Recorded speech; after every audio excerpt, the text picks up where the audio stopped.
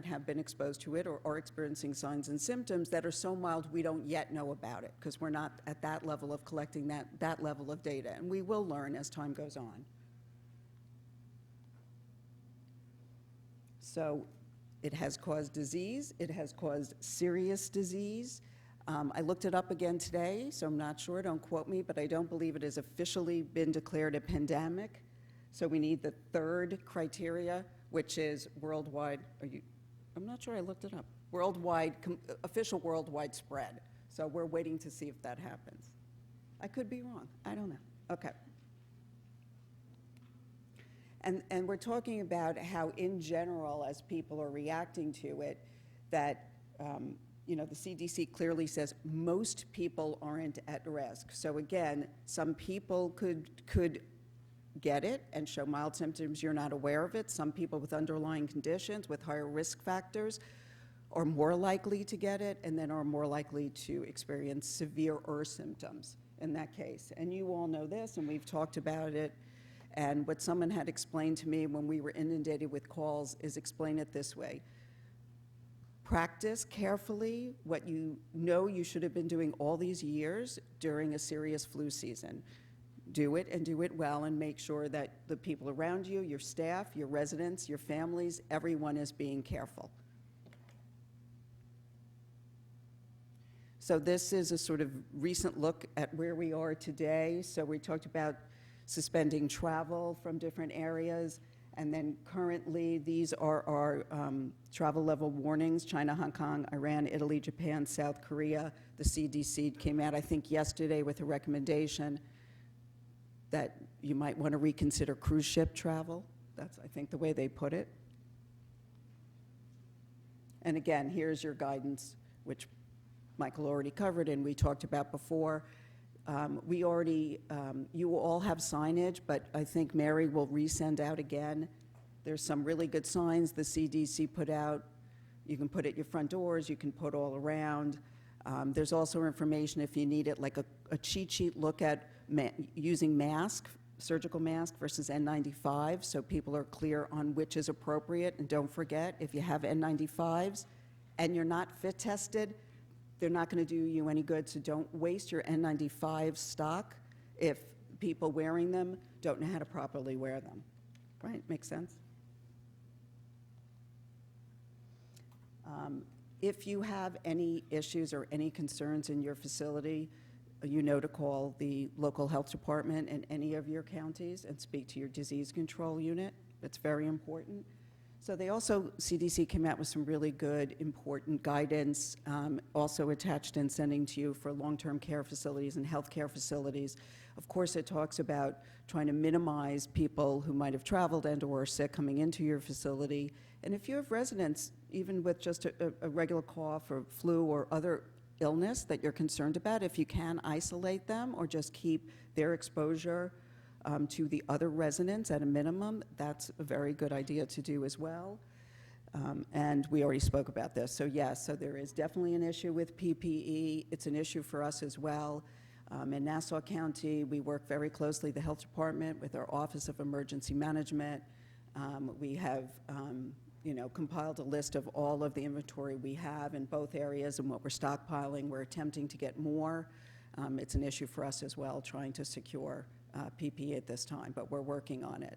So in Nassau County, if you do have issues or questions or concerns for healthcare facilities, they can come directly to the Department of Health. If you're in need of something, give us the information of what you have, why you're using it, if you've tried and exhausted all of your efforts, and then we'll try to help you out. So we've been, since ... because I forgot to put the date in before I left. So we've been monitoring travelers for 4 or 5 weeks now. We get lists every day of travelers coming in from mainland China, and they're asked to be in home isolation for 14 days, and we speak to them or get emails from them daily to get temperatures and assess signs and symptoms, and also just to provide advice in order to minimize potential spread. Not one of them has been sick yet. That's a very good sign, and I think that's dwindling. There are less and less people coming in from flights, it seems. we're also spending a lot of time now, besides just answering questions and educating, but working with providers and healthcare facilities on assessing people with illness on whether or not they're even appropriate for COVID-19 testing.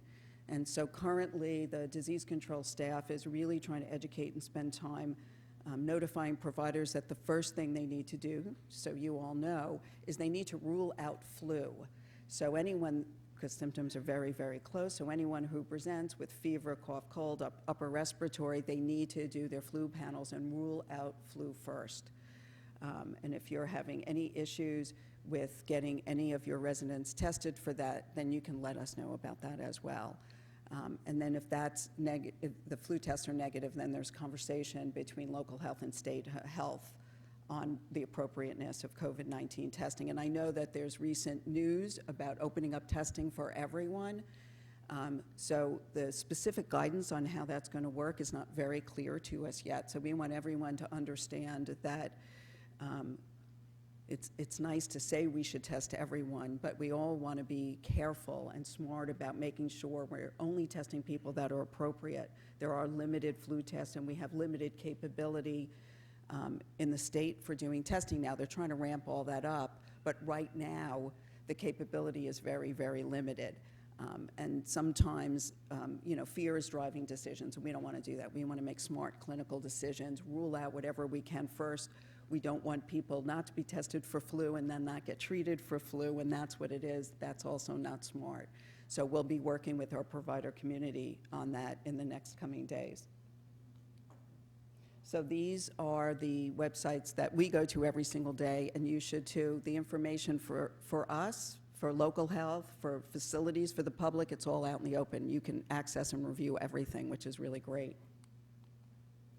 That's my contact information, and Nancy Simone, who's my supervisor. You have the disease control after hours number. Any calls or serious issues that come in after hours will get transferred to a medical on-call person. That happens all the time, every day in Nassau County Department of Health on a regular basis. And that's it. I went very quickly, so I'm guessing you might have questions. So I'm opening the floor. You guys, how can I help you? What questions do you have? Okay, we have a question. So the question comes up constantly, clinically, whether N95 masks, which I'm getting, we're getting medical directors saying we need to have N95 masks in our nursing homes. You can't get them. And yet, I talked to other infectious disease at the hospital setting who said the N95 mask, who is properly fit, tested, and used in I'm an old school nurse, so I'll say a negative pressure room, is appropriate. Outside of that setting, an N95 mask is as good as a string mask with eye protection. So we're getting, administrators, DNs are getting a lot of pressure from a lot of different people. And CDC, and I've read everything out there, and I'm a clinician, I'm a chief clinical officer, talks about the N95 mask, but has not given direct direction and guidance to the long-term care services sector. And so there's this kind of fear-mongering, and I think there's an opportunity. I've put this, we have nursing homes throughout New England and in New York, but I live in Connecticut, so I've already posed this to our DPH in Connecticut and asked for it to go to CDC for some guidance. But what are you saying today as a health department in guiding? We have, reports this morning all throughout New York on cases and people being monitored. So my phone blew up this morning about this. And this is just one of the questions. I think the rest of it, everyone's got their handle on. This N95 mask piece is of real concern, because we traditionally would put a mask on the patient if we had a suspected TB case, right, isolate them and send them right out to the hospital. So I think the group would, I know I would appreciate it, and I think the group would if you had it. I'm going to verify what I say, because again, I'm not clinical as well. And if you have a patient with flu or suspected flu, you're not donning N95s either, correct? So I am guessing, and I will verify because I'm being recorded, that it's the same exact situation. So now we mask someone who's suspected, but the only people right now who, we have protocols to wear to mask, N95s, gloves, mask, are ambulance that are transporting a PUI. So I would say, from my understanding, is you're following the same protocols as you would for the other airborne infectious diseases. So Right. with droplet protection, I should correct. I agree with that, but one thing that we are on today, following this event, we're on the city-state call that we have weekly, and I will bring that question to New York State Health for you, because right now we don't have many facilities that have done fit testing for N95s, so don't let your staff feel not confident that you don't have the proper PPE for them, because right now you do, okay? So again, and Nancy had said, for residents who are ill, that's the person receiving the mask. Or if a visitor stumbles on your door and say, look, Yeah. I just traveled, I'm sick, you're gonna put them in a closed office, they're gonna wear the mask that you have, and then you're gonna contact local health department. But I will, definitely, it's a great question, because it isn't in the guidance from CDC Right. yet. And then Right, the other thank you. response I get all the time is stay 6 feet away, stay 6 feet away. Mike, do you want to add to that? I forgot to mention one other thing that, in the business of long-term care is accepting patients. That's what we do. You're going to have to take a little bit of a step back and think about how you accept patients. So when patients come from a hospital, the hospital's going to have to tell you, has the patient been tested? Is the patient at risk for corona? What type of decontamination procedures have been performed on the ambulance? If in fact, in other words, it's just another series of questions to know what type of patient you're getting. And obviously, remember, HIPAA applies to everything we do, right? So you've got to think through what the questions are, and you've got to have that communication. Remember I said about communication? So when a physician, or when a hospital is sending you a patient, got to talk to them. Ask another series of questions. Did you have a question on that? Just yesterday, I had a case that I asked the hospital, they're not even testing them. I believe it was North Shore, actually, that was their own lab. They're not able to test, so it all goes back to testing. Right, so currently, they're working up the capability of local testing. So currently, what's going to happen if, first of all, if you have a suspected case, local health department in any of the counties should know about it, absolutely right away, and then they'll work with you towards that. And if it's determined testing is needed, then they'll arrange for that testing as we have, or the person, if they need hospitalization, will be in the hospital, and they'll take care of arranging for testing and sending it to Wadsworth. No, I see you still have a question, go ahead. The guidance has, my interpretation of the guidance that was sent out yesterday was changed from anyone that had any respiratory symptoms, really. It could be ordered by a doctor to test for it. Right. That would include pneumonia or anything else that would be someone that, if it was in my facility, would be observing that to determine if we should be reporting that to get tested. But the hospitals, I'm not sure, aren't following that guidance. Well, I think, and I was trying to allude to it before, I think what happened is information came out about suggestion for wider testing based upon a doctor's judgment, but the capability might not be widely available yet. So, but if you really have a concern and you don't, then you can call your local health department.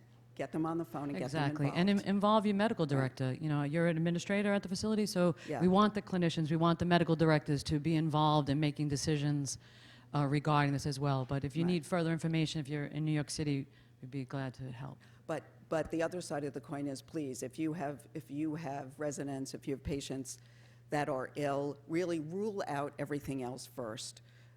To inundate everyone with requests for COVID-19 testing when it's not appropriate will end up harming the people that are sick, because we do have limited capability now. So, and your local health department, I'm hoping, will be your best experts to define what the risk is. Anyone else have a question? Yes, ma'am. So everybody can hear you. Oh, I'm touching my nose. Don't do that. I'm not pretty sure if the Department of Health had already defined or named the coronavirus, if it is airborne or droplet, because at first they said it's airborne.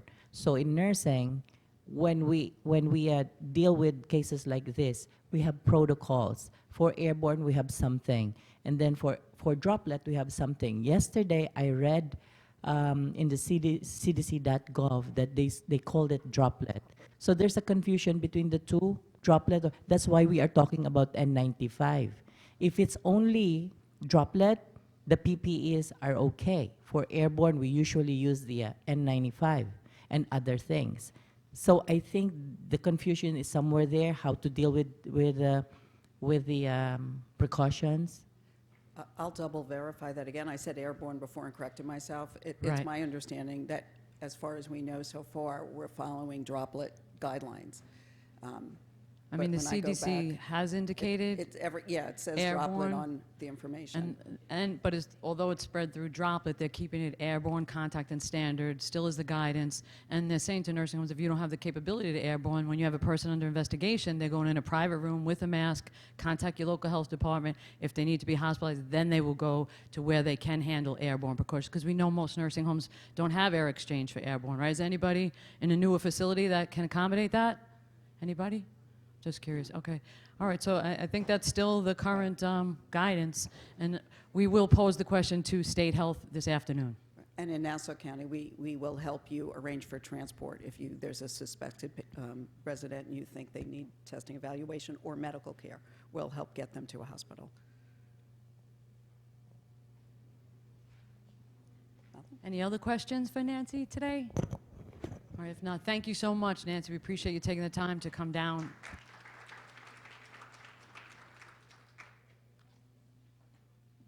Okay, and if you do think of questions, as Michael had mentioned earlier, we're open to communication, and we will contact our local health departments or state if need be.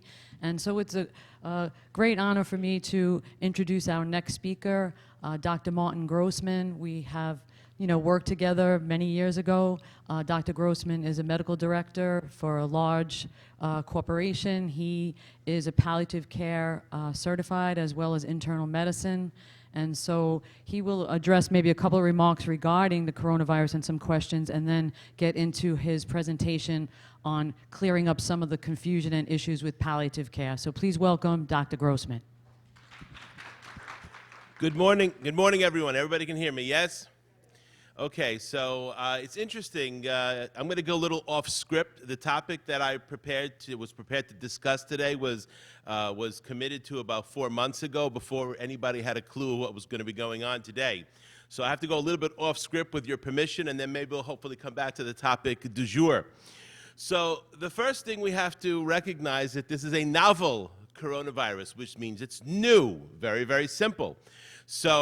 And new often creates a lot of anxiety, and we could utilize that anxiety sometimes to our benefit, and I'll give you an example. On Tuesday, I decided to get the corporate team together in my organization for a meeting to specifically talk about COVID-19. And, I send out a lot of evites to meetings, all that kind of stuff. If it's a meeting the next day, most of the time nobody responds. Hopefully somebody shows up. I put COVID-19 in the subject matter, and I had 15 people respond within like an hour. It was amazing. And these are people who are in healthcare, in corporate level in a group of nursing homes. So we need to recognize there's a lot of stuff out there we have to learn. And part of the issue, I think, with some of the confusion that I'm hearing over here, as I'm going to be honest with you, I think there's confusion on the part of the CDC in our organization simply because this is a new virus. Now, the advantage we have, it's a new virus amongst a family of old viruses. So coronavirus is not a new virus. Coronavirus is an old virus. I remember 2 months ago, the nurses came to me frantically in one of our facilities, panicked, because on the PRI it said coronavirus. Well, I asked them to look at the subtyping of the coronavirus. There hadn't yet been a case that was outside of China at that time. So I said, I find it very hard to believe that the coronavirus on the PRI, and sure enough, it was not the new coronavirus. It was the old coronavirus. So a lot of the information the CDC is basing it on, of course, doing their studying vigilantly and looking and speaking to the people in China who, thank God, now are actually sharing information with us. What a concept. So we can learn about this as a world health body. But the fact that it's a coronavirus means that we know how regular coronaviruses behave, and we can hopefully make some assumptions, and hopefully those assumptions will be correct, that the coronavirus, the novel one, is the same as the rest of the family. If this was a brand new virus that we had never seen before, like HIV many, many years ago, that was a different type of challenge, okay? So that's the first thing. That's why there's a lot of my information regarding the precautions. Most nursing homes, I'm not aware of any nursing home, I've never heard of a nursing home that's able to manage airborne. Airborne is negative pressure, which means, you know, when you suspect a person has something that they need negative pressure for, those patients, your chances are leaving your facility rather quickly. You need to do what you can to protect your staff, which means put a mask on the patient, any mask on the patient, okay? That's the key factor. The coronavirus is mostly spread by coughing and sneezing and all that kind of stuff, the typical things that spread flu. There's questions regarding whether or not asymptomatic patients transmit coronavirus or not. That's still a question. The answer is probably not like flu. So flu actually is worse because flu, asymptomatic patients can transmit flu for a period of time before symptoms develop. So this is not like flu. And I find it very interesting that everybody's panicking about COVID-19, but nobody panics about flu. If I came out tomorrow and I said, I have a vaccine for coronavirus, yes? Raise your hand if you would not be running to take it. There would be no person in this room that wouldn't take it. I'm not going to ask anyone in this room how many of you have taken a flu shot. That's a whole separate question, yes? So let's recognize that, okay? That's very important. Now, show and tell is a very effective method of education. It works for children, it works for adults. Of course, all of us work in the healthcare sphere, and we have family members at home, spouses, children, grandchildren, cousins, nephews that may or may not work in healthcare. And you are the rabbis and priests that are going to give all the information out to the people. Oh, you work in healthcare. Help me out with this. You're going to be the topic of conversation on a Saturday or a Sunday lunch situation. So what is the most important thing for self-protection? Because we as healthcare providers have to make sure that we can protect ourselves and our families. That's not to say our goal isn't to protect patients. Of course it is. But we have to protect ourselves and our families as well. So I hold two things I want everybody to look at very clearly. This is water. Cheap, ubiquitous, yes, and it doesn't even have to be Poland Springs. It doesn't have to be spring water. It can be out of your faucet. This is soap. Does everybody see soap over here? This is soap. And the mixture of soap and water, that combination with 20 seconds of running water and washing your hands thoroughly is how one can prevent themselves from infecting themselves and others with coronavirus. People have asked, well, it can stay on surfaces for a period of time. Yeah, okay, maybe so. Maybe it can sit on the surface of the table for 10 minutes, 20 minutes. Let's say even 9 days. I love it. I've seen 2 hours to 9 days. What the hell do you do with that information? That's showing they don't know. So what do you do with that? It's very simple. I don't give a damn if it's on the surface. Of course, we have to clean the surface with the bleach and all that kind of stuff. Yes, 1/10 bleach is